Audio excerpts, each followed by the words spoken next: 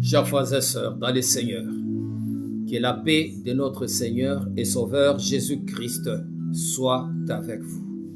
Nous prions pour nos vies, nous prions pour nos familles, nous prions pour notre pays, le Grand Congo. Nous intercédons pour le Congo-Brazzaville et nous intercédons aussi pour le Congo-Kinshasa. Bien-aimés, sachant que Dieu est en train de manifester sa grandeur, sa puissance, son autorité dans tout temps, dans tout lieu et dans toutes circonstances. Nous prions avec le psaume chapitre 2 au verset 8.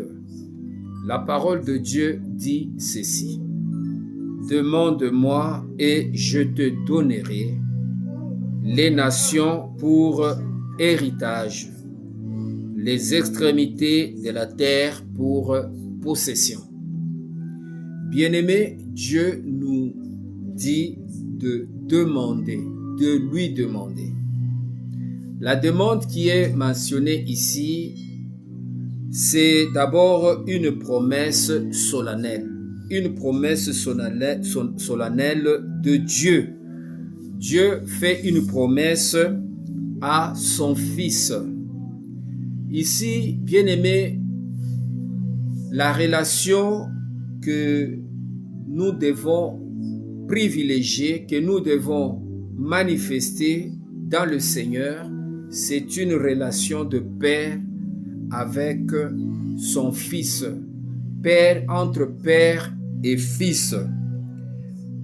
Lorsque nous développons la relation avec le Seigneur, il arrive à un moment donné des étapes que nous franchissons, quittant l'étape d'esclavage, nous rentrons dans l'étape de serviteur.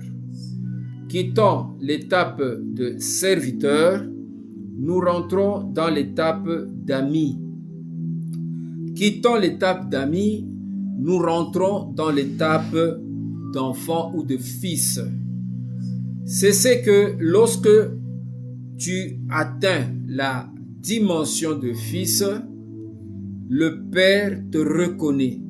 C'est ce qui a été dit dans le verset 8. « Je publierai le décret de l'Éternel.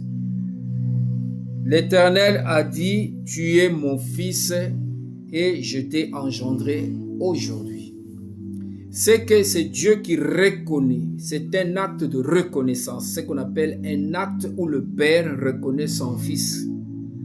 Et c'est